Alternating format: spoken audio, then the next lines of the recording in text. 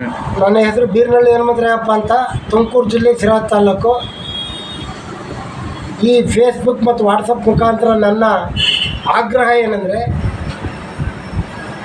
ಕರ್ನಾಟಕ ರಾಜ್ಯ ಸರ್ಕಾರದ ಘನತೆವೆತ್ತ ಮುಖ್ಯಮಂತ್ರಿಗಳು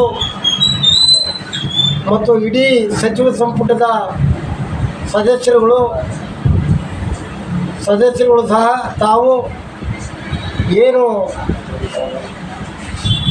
ಭಾರತ ದೇಶದಲ್ಲಿನ ಹೆಣ್ಣು ಮಕ್ಕಳನ್ನು ನಾವು ತಾಯಿ ಅಂತ ಕರಿತೇವೆ, ತಂದೆ ಅಂತ ಕರೆಯಲ್ಲ. ಭಾರತ ದೇಶವನ್ನು ಭಾರತಾಂಬೆ ಅಂತ ಕರಿತೇವೆ. ಅಂಥ ಭಾರತಾಂಬೆ ದೇಶದಲ್ಲಿ ಭಾಳ ಸಂಸ್ಕೃತಿ ಆಚಾರ ವಿಚಾರದಿಂದ ನಮ್ಮ ಹೆಣ್ಮಕ್ಳುಗಳನ್ನು ಭಾಳ ಗೌರವಯುತವಾಗಿ ನಡೆಸ್ಕೊಂಡು ಬಂದಂಥ ದೇಶ ಇದು.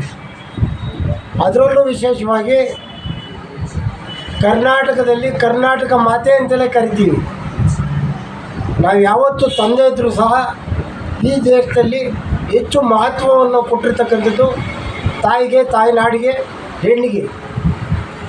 ಹೆಣ್ಣು ತಾಯಿಯಾಗಿ, ಹೆಂಡತಿಯಾಗಿ, ಅಕ್ಕ ಆಗಿ, ತಂಗಿಯಾಗಿ, ಮಗಳಾಗಿ ಎಲ್ಲ ರೂಪದಲ್ಲೂ ಕಾಣ್ತಾಳೆ. ಅದೇ ರೀತಿ ನಾವು ಆ ದೇವಿಯನ್ನು ದೇವಿ ಸ್ವರೂಪದಲ್ಲೇ ಪೂಜೆ ಮಾಡ್ತಕ್ಕಂಥ ಒಂದು ನಂಬಿಕೆ ಇರ್ತಕ್ಕಂಥ ಈ ದೇಶದಲ್ಲಿ ಇವತ್ತೇನು ಕಳೆದ ಚುನಾವಣೆಗೆ ಮುಂಚೆ ಈ ದೇಶವನ್ನು ಆಳಿದಂಥ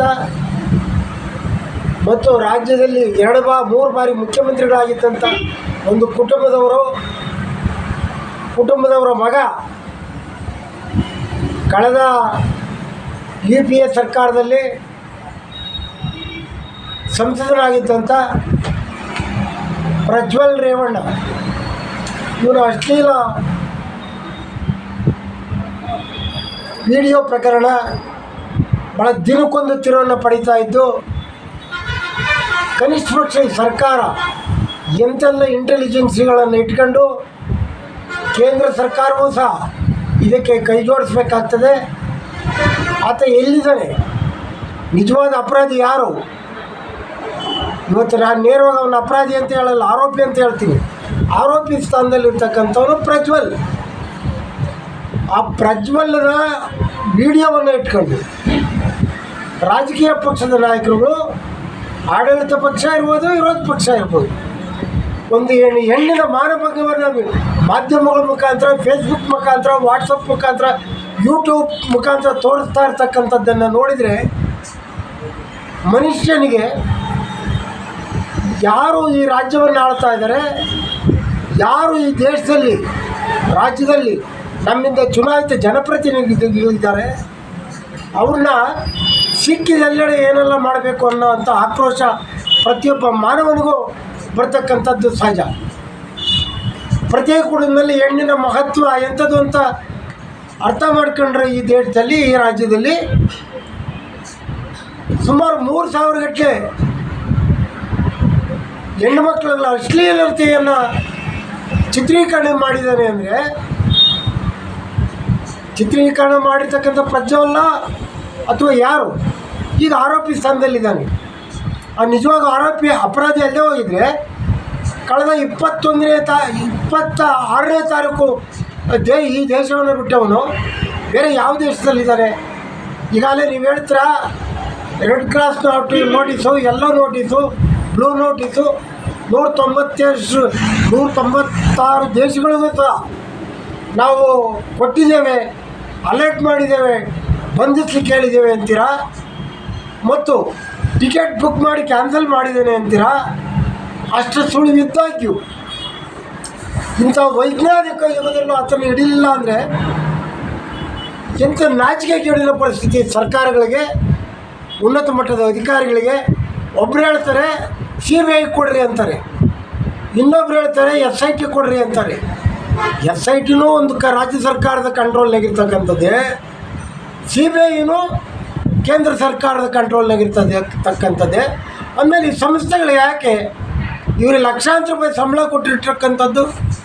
ಇವರು ಇವ್ರದ್ದೇ ಆದ ನಿಟ್ಟಿನಲ್ಲಿ ತನಿಖೆ ಮಾಡಲಿಕ್ಕೆ ಅವಕಾಶ ಮಾಡಿಕೊಡ್ಬೇಕು ರಾಜಕಾರಣಿಗಳು ತಮ್ಮ ಬೇಳೆಗಳನ್ನು ಬೇಯಿಸ್ಕೊಳ್ಳಿಕ್ಕೋಸ್ಕರ, ತಮ್ಮ ಅಧಿಕಾರದ ದಾಹವನ್ನು ಈಡೇರಿಸಿಕೊಳ್ಳಿಕ್ಕೋಸ್ಕರ ಯಾರೊಬ್ಬ ವಿಡಿಯೋ ಮಾಡ್ದ, ಇನ್ನೊಬ್ಬ ಚಿತ್ರೀಕರಣ ಮಾಡಿ ಬಿಟ್ಟ ಅಂತ ಹೇಳ್ತಕ್ಕಂಥದ್ದು ಇದು ಸಮಂಜಸವಲ್ಲ, ನಾಚಿಕೆ ಆಗುತ್ತೆ.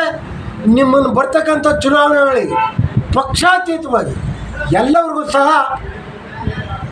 ಜನರು ಮತದಾರರು, ಈ ದೇಶದಲ್ಲಿರ್ತಕ್ಕಂಥ ಮತದಾರರು, ವಿಶೇಷವಾಗಿ ಕರ್ನಾಟಕ ರಾಜ್ಯದ ಮತದಾರರು, ಇವರಿಗೆ ಏನು ಮಾನದಂಡ ಕೊಡಬೇಕಾದನ್ನು ನೀವು ಚುನಾವಣಾ ಸಂದರ್ಭಗಳಲ್ಲಿ ಕೊಡಬೇಕಾಗ್ತದೆ.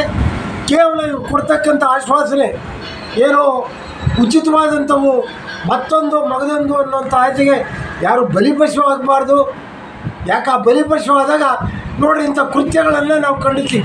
ಇದು ಪಕ್ಷಾತೀತವಾಗಿ ಖಂಡಿಸ್ಬೇಕು. ಹೆಣ್ಮಕ್ಳು ನೀವೇನಾದ್ರು ನಿಜವಾದ ನಿಮ್ಮ ಹೆಣ್ಮಕ್ಳುಗಳಿಗೆ ಈ ಥರ ಆಗಿದ್ದರೆ ಎಲ್ಲ ಜನಪ್ರತಿನಿಧಿಗಳು ನೀವೇನು ಮಾಡ್ತಿದ್ರಿ? ನಿಮ್ಮ ಹೆಣ್ಮಕ್ಳು ಅಚ್ಚುಕಟ್ಟಾಗಿ ಮನೇಲಿರಬೇಕು, ನಿಮಗೆ ಸಹಕರಿಸ್ತಕ್ಕಂಥ ಓಟ್ ಆಗ್ತಕ್ಕಂಥ ಹೆಣ್ಮಕ್ಳು ಮತ್ತು ಅಧಿಕಾರ ಸ್ಥಾನದಲ್ಲಿ ಪೊಲೀಸ್ ಇಲಾಖೆಯಲ್ಲಿ ಇರ್ತಕ್ಕಂಥ ಬೇರೆ ಬೇರೆ ಇಲಾಖೆ ಇರ್ತಕ್ಕಂಥ ಹೆಣ್ಮಕ್ಳು ಮಾನಹಾನ ಆದರೂ ತಮಗೇನು ಅದರ ಬಗ್ಗೆ ಬರೀ ತನಿಖೆ ಮಾಡಿಸ್ತೀವಿ, ತನಿಖೆ ಕೊಟ್ಟಿದ್ದೀವಿ ಇದಲ್ಲ ರೀ. ಅವ್ನು ಎಲ್ಲಿದ್ದಾನೆ ಫಸ್ಟ್ ಪತ್ತೆ ಹಚ್ಚಿರಿ. ನೀವು ಪತ್ತೆ ಹಚ್ಚಲಿಲ್ಲ ಅಂದರೆ ಈ ಇಡೀ ದೇಶ, ಭಾರತ ದೇಶ ಬೇರೆ ರಾಷ್ಟ್ರಕ್ಕೆ ತಲೆ ತಗ್ಗಿಸ್ಬೇಕಾಗ್ತದೆ. ಕೇಂದ್ರದಲ್ಲಿರ್ತಕ್ಕಂಥ ನರೇಂದ್ರ ಮೋದಿಯವರು ಏನು ನೀವು ಈ ದೇಶವನ್ನು ರಕ್ಷಣೆ ಮಾಡ್ತೀವಿ, ಈ ದೇಶವನ್ನು ಅಭಿವೃದ್ಧಿ ಮಾಡ್ತಾಯಿದ್ದೀವಿ, ಸಾಂಸ್ಕೃತಿಕ ಹಿನ್ನೆಲೆಗೆ ಒತ್ತು ಕೊಟ್ಟಿದ್ವಿ ಅಂತ ತಾವು ಹೇಳ್ತೀರಾ? ನೀವು ಎಂಟ್ರಿಫೈ ಆಗಿ ಅವನು ಎಲ್ಲಿದ್ದಾನೆ ಪ್ರಜ್ವಲ್? ಒಬ್ಬ ಸಂಸದ, ಒಬ್ಬ ಪ್ರಧಾನಿ ಮೊಮ್ಮಗ, ಒಬ್ಬ ಮುಖ್ಯಮಂತ್ರಿ ಚಿಕ್ಕಪ್ಪ, ಅವರಪ್ಪ ಸಂಸದ ಅಲ್ಲ MLA ಮಂತ್ರಿ, ಇಂಥವರು ಮಾನಗೇಡಿನ ಕೆಲಸವನ್ನು ಮಾಡ್ಕೊಂಡು ಓಡಾಡ್ತಾ ಇದ್ರೆ ನಿಜವಾದ ಅಪರಾಧಿ ಅಂತ ಯಾರು ತೋರಿಸ್ರಿ. ಅಶ್ಲೀಲ ಚಿತ್ರೀಕರಣತೆ ಮಾತಾಡ್ತಿರ ಬಿಟ್ಟರೆ, ಹೆಣ್ಣು ಮಗಳ ವಿಚಾರನೇ ಮಾತಾಡ್ತಿರ ಬಿಟ್ಟರೆ, ನಿಮಗೆ ತಕ್ಷಣ ಮಾತನಾಡುವಾಗ ನಿಮ್ಮ ಮಗಳದ್ದು ಜ್ಞಾಪಕ ಬರಲ್ವಾ? ತಂಗಿ ಬರಲ್ವಾ? ನಿಮ್ಮ ತಾಯಿ ಬರಲ್ವಾ? ನಾಚಿಕೆ ಆಗಲ್ಲ ನಿಮಗೆ? ಸರ್ಕಾರ ಆಳ್ತಾ ಇರ್ತಕ್ಕಂಥ ಯಾರೇ ಇರಲಿ ಅಥವಾ ಉನ್ನತ ಮಟ್ಟದ ಅಧಿಕಾರಿಗಳಿರಲಿ, ಅವ್ನು ನರೇಂದ್ರ ಮೋದಿ ಇರ್ಬೋದು, ಸಿದ್ದರಾಮಯ್ಯ ಇರ್ಬೋದು, ಈ ಕೂಡಲೇ ಕ್ರಮ ಕೈಗೊಂಡು ಅವ್ನು ಎಲ್ಲಿದ್ದಾನೆ ಅಂತ ಅರೆಸ್ಟ್ ಮಾಡಬೇಕು. ಇಂಥ ವೈಜ್ಞಾನಿಕ ಯುಗದಲ್ಲೂ ಅವನ್ನ ಅರೆಸ್ಟ್ ಮಾಡೋಕ್ಕೆ ನಿಮ್ಮ ಕೈಲಿ ಆಗಿಲ್ಲ ಅಂದರೆ ಇಟ್ ಈಸ್ ಸೇಮ್.